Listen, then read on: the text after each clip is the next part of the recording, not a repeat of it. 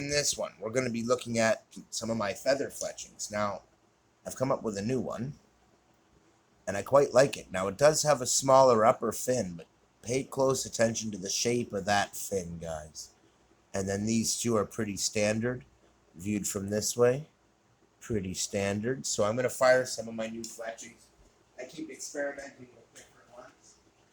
And I got to say, these ones are all looking really good. So I'm going to show you some of the better ones that I have come up with. Now, this one looks a little ratty, but it shoots very well. And as I've said with goose feathers, if you get a spot like that, you can see there's glue here, and that is in fact the culprit. Normally these would come back together really nicely because goose feathers are really good for that.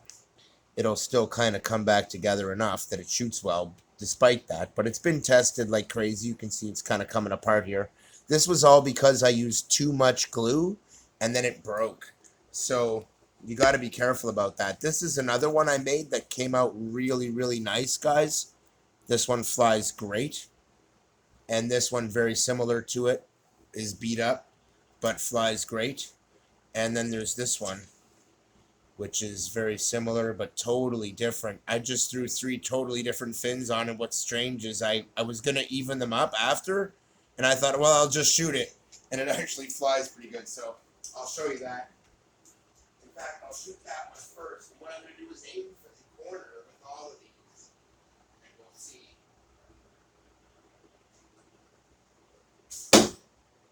Came off a little right, and if I see one jump or deviate from what its intended path is, I will call that out, just so you guys know that it didn't do what I expected it to. That one also came off to the right. Now, what I will say is that this is not a spine issue. This is simply the fact that if you use too much glue, these will come off really rough. And in none of these is that really the case, you might think, but in both of these, right at the front, I used too much glue here.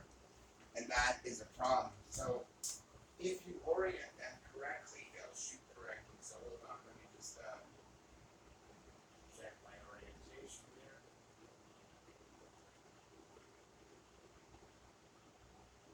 That's correct. Those set up right. So these are the same 2 arrows, guys. I'm just reshooting them because I didn't feel like I lined it up correctly. Not so much. Because they have a lot of glue on them, you have to give these 2 a very hard shot or they're less accurate. And as you can see, they still came off a little, but they're a little more accurate. So in the end, it was enough to cause me to put those 2 aside. However, these 2 have come out really well. And the primary difference is that they're soft.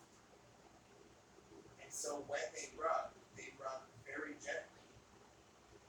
And they rub just enough to guide them off the shelf.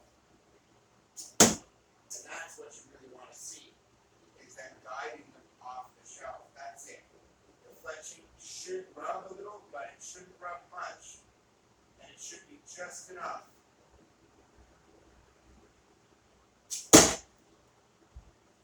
That it helps to guide the arrow. Now, as you can see, these 2 come in very accurately, and when I aim them, they're pretty precise. And if I tried to take these 2 and make a group with those 2, it's very difficult to do. Unless I sit them just right and then pull a nice hard shot, in which case neither one of these has any problem hitting its target.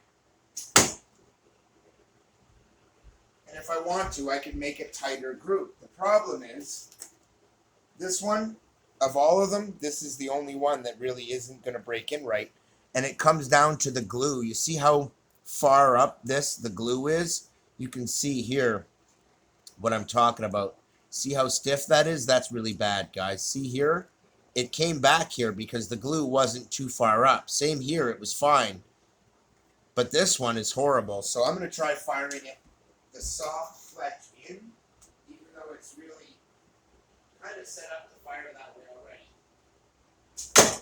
And it's a lot more accurate. Give it a nice hard pull, and it's rocking right in there with the rest of them without any trouble at all. So in the end, every one of these fletchings, even the worst one technically, has worked out just fine. What I'll say is that if you want to be able to fire them nicely on a light shot like this guy and have it be accurate, you want to have them nice and soft and supple. And that means if you're going to use CA glue, you can't use too much, or you're going to absolutely ruin your arrows. So what I'll say though is that even with the worst of these, they've come out good enough that I can shoot with them. And this one isn't actually too bad. It shoots just fine. It just needs to be broken in. They're brandy new. And this one, really, I'm pretty sure I'm going to redo this one. It just didn't come out very well. In fact, this fin is fine, but either one of these is no good. And that's a problem because when you go to line up the fletching on the rest, it's going to sit a particular way. And these are designed so that one fletch sits inside the shelf. And as it passes, it's going to make physical contact here.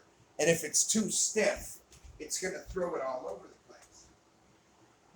And I'll show you what I mean by putting the stiffer fin in. We're going to put two fins in that are softer. And it still comes off to the right pretty hard. And the reason is, at that point, it's not spined correctly. And even though those fletchings are softer, I really can't, I've set them up according to spine. It's more flexible that way than this way. So this is the way to set it up, which means I can only have that one fin facing in to have it correctly. And that means only one fin makes contact. The other one sits off the shelf here, and here sits the other one. So in those cases, neither one of those fletchings are ever going to make contact. And that's actually what you want. You want one single fletch making contact. And it gets a lot more accurate. Instead, it's not being thrown all over the place. I can put the shot pretty much where I want. But again, if you have too much CA glue like I do there, it's making a fairly rough spot for that to come. And that is causing an erratic flight of the arrow. Now, the best thing I can do at this point is either keep shooting it in the hope that it breaks in better, or maybe go into this with my fingers like that and kind of break that section, just like this, fold it over, now fold it back the other way, and now try and put it together, and we'll see if that makes a difference, guys. In the end, it probably will. Just because now it'll be softer, having had the C8 broken up. So let's just see. I'll fire a few shots at a few harder to hit targets and see if we're accurate enough to do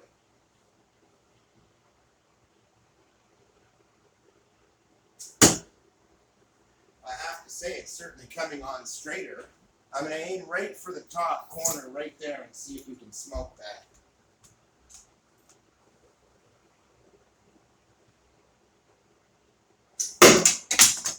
Ooh, that was interesting.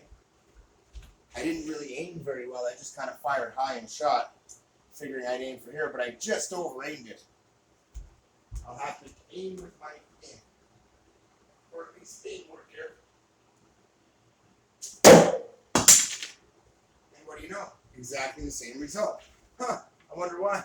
It seems to be pumping up pretty high, is why, when I give it a fuller draw. Now that it's broken up a little bit, the CA glue isn't as rough. It's having a totally different effect, which is kind of cute, really. So, and again, really, I'm giving it a really light draw, but it's still making it to the top of the target, which is actually kind of funny. I didn't expect that. That's not a bad sign, really. It means the fletching technically works well. It flies very well. And I am seeing it getting tighter. Don't forget, I'm aiming for the corner. And as I'm shooting it here, it's getting better. So I'm guessing once it finishes breaking in, it might be salvageable. hear it coming off the riser smoother too, which is a good sign, believe it or not. That's one of the things you want to look for. It sounds better going through the air. It's coming off faster. Yeah, that came off really straight that time. That came off really straight. That's a good sign. I'm actually on an angle where I couldn't quite aim for the corner, but that came off right where I aimed it. So in the end, you know, when you're doing feather fletchings, guys, this is the only one that really needed to be broken in hard. And I gotta tell you, even on a very light draw, it really comes up. I aimed right for the seam there, and it smoked that seam no problem. So this is broken in properly now, and I can feel how much softer this is. The other one is still stiff, but it's this one that's taking the work. So this is the one that's on the inside, guys. And that's the really important thing. So there's that one broken in. Now this was the other one that didn't fly quite as well. And we're going to see if we can address why. Same thing. I can feel right here at the back it had a lot of CA glue going on. So I'm going to break that free and we're going to shoot it some more. But so far I can say that even though these fletching designs are all unconventional, every single one of them has actually worked really well. This one included. And just breaking it in that little bit helped a lot. And now all of a sudden it's coming in more accurate. So I'll just fire a few shots with it. See if we can get it to break in properly. Oh yeah. Yeah, that's much better. Aim for the seam. Bam. Poke to seam. No problem. I can say I'm not disappointed with my fender fletchings, but keep in mind too, this has a broadhead on it, guys. And if I'm aiming on a light shot like that and smoking the target, this one actually flies great. It's one of the reasons why I made it. If you look at the back, you'll see that the two weight-like fins are the ones causing rotation, and the central fin is actually not. And what happens there is, as it leaves the bow, it'll rotate, and then it'll stabilize itself in flight, stop rotating, and pretty much just come in really straight was the concept. And it does work. They work really, really well. And I gotta tell you, this one's coming on really, really straight right now. So now that I've broken those in, I'm going to take all four, and we're going to try and make a group with them.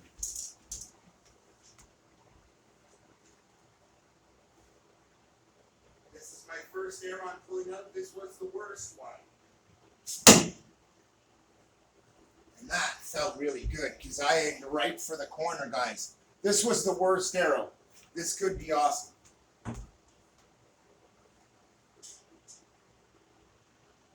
This was the newest one that I just made. And I'm going to walk up for each one just so I can verify where they come out. But again, right at the corner, no trouble there, guys.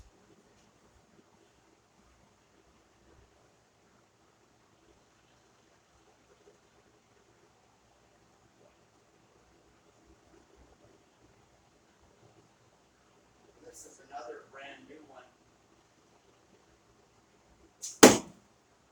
Again, no trouble coming right in with the other arrow. That's where I asked it to go. That's right where it went. Cannot complain, guys. These feather fletchings are working out lovely. And again, you know, I just aim, boom, to aim for with the others. And boom, boom, boom, right, perfect in line with each other.